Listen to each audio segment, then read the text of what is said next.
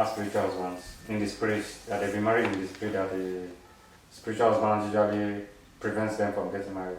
You know, that they get to see them in dream. Oh wow. Have sexual intercourse in the dream. Have mercy, Lord. And then they just block them spiritually, prevents such ladies from getting married. Wow. Well, I think I've heard of stuff like that, but when I think of spiritual husbands, it's women that they've, in their head, they've created a narrative that this man that they really are attracted to, that they really love and like, is their husband. And This must be their husband, yeah. But the man doesn't know them from Adam. Some instances they know the man, and like the man might be their friend, you know, like in their friendship group. Maybe he's even looking at the lady, but not really looking at her. But they've fabricated the story in their heart and mind, you know, even get jealous when they see this man talking to other women, but he himself doesn't see you in the capacity as a girlfriend or a wife or a future wife, but you have made it your mission that that's my husband.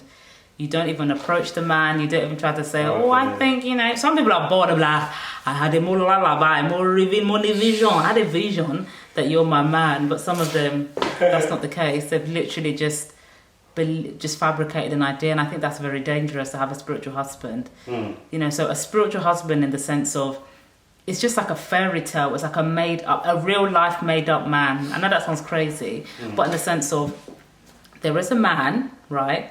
He might be, I see this a lot. I've seen this enough times in the church. I've heard rather enough instances in the church where a sister will see a man and he has amazing qualities, and based on what she she will tell to herself and maybe even her peers that this man will be, this is my husband. Because we love to throw shade at men that say to women, oh, you're my husband. But women do it as well, but they might not be as bold to tell the man that you're my husband. To the point that in the friendship groups, you'll be telling your friends, oh, I really like that guy, I really like that guy. And the guy might even like one of your friends, but because of one girl pact, you don't even want to ever entertain that man because your friend has made that man her spiritual husband, a made up husband. Wow. Do you know what I mean? You've made this man an idol to the point that you fantasize about him. You're castle building, as Ellen White calls it, about a man that probably doesn't even have the number on your phone. And then some of these women, they try to do stuff for this man to notice them, but they will forever be a sister. They will never be a wife. And that's not even a horrible situation. Right. You know, I've heard of instances where women have fantasized about these men so much that, you know, when the man talks to them, they can't see anything else but, oh my days, my husband's talking to me, only for him to maybe be sending you an invite to meet his wife, you know, or future wife or whatever it is, you know what I mean? So it's just a very dangerous place to be as a woman, because what happens is you block yourself from being found by the man that God truly has for you, because in your head you're like, okay, my husband has to be like this, and this, and the man that is all the things that you want is not the one that is your husband. Like, it's as if someone is trying to steal someone's husband, you know, rather than waiting for God to bring their very own husband. Wow. So that's what I mean about, you know, spiritual. It's different from yeah. But those ones I've heard of, those are some crazy stuff. Yeah. What you described. Spiritual battle. Yeah. Yeah, well, I actually, you know, have seen or heard that, or you know, I appreciate the fact that you brought up this issue to discuss also. It's quite scary. It's really an issue. Yeah. And it's everywhere. Yeah. Like, you have women that will literally mark a man and say, that's my man.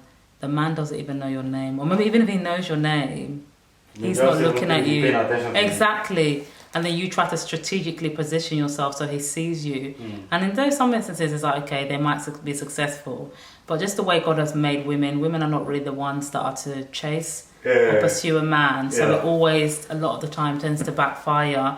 Yeah. And it's not necessarily, you know, because beneficial in their favour. Go on, Han.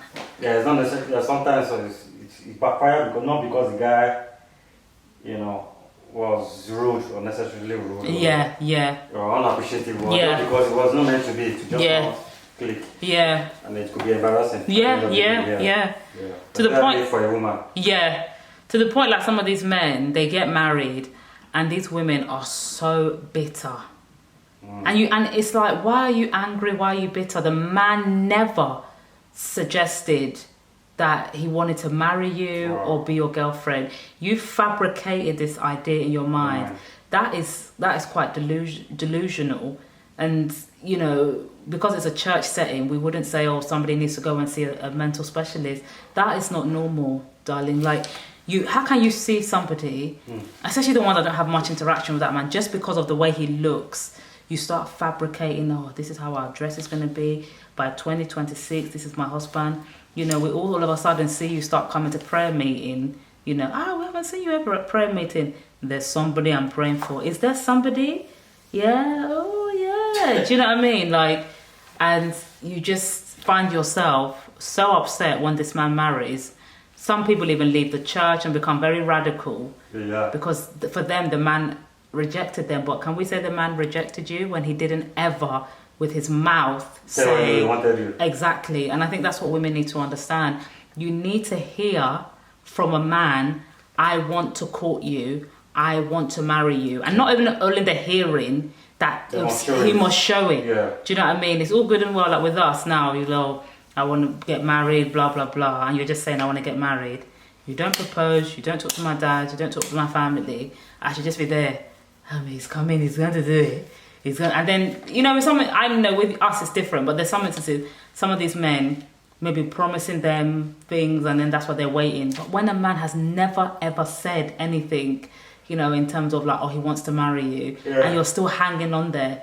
And the thing is, a lot of church women as well, they don't even know how to talk to a man. So even if you did find this man attractive, I'm not going to tell you as a woman to shoot your shot, but at least let this man know who you are, in the sense of turn up at events, engage with the man, talk to them, get a sense of, well, okay, what's he interested in? Because even that interaction, you yourself will be like, is this somebody you want to pursue you? To enable you to really know or beginning to have an idea who this person is from talking, Exactly. It's very, yeah. Because a lot of it, like, women make their decision on, women that have these spiritual husbands, they make their decision on what they see and what they see on the Sabbath or on a Sunday, like what they see on the church, not during the week, just a perception of what he's like.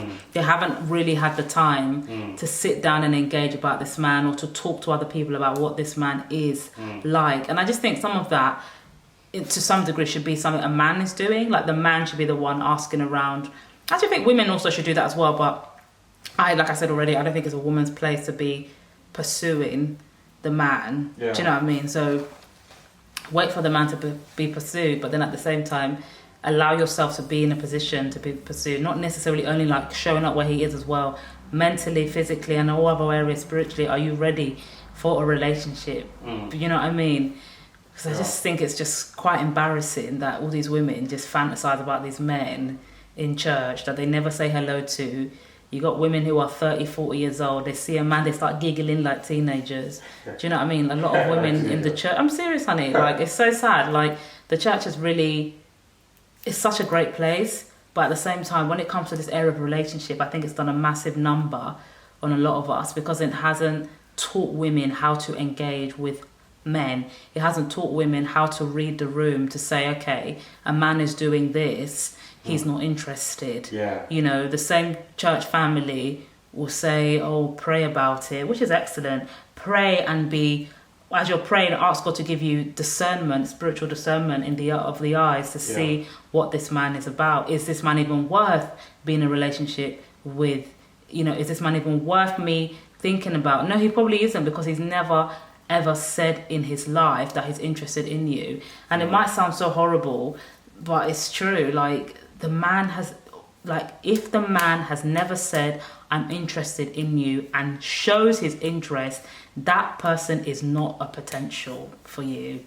Let him open his mouth to say, I like you, and then begin to do the necessary things in order for you to go into a relationship.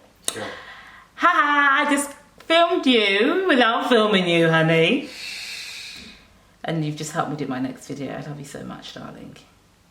What? You can't know, honey. You have to say it so the camera can hear. I love you too.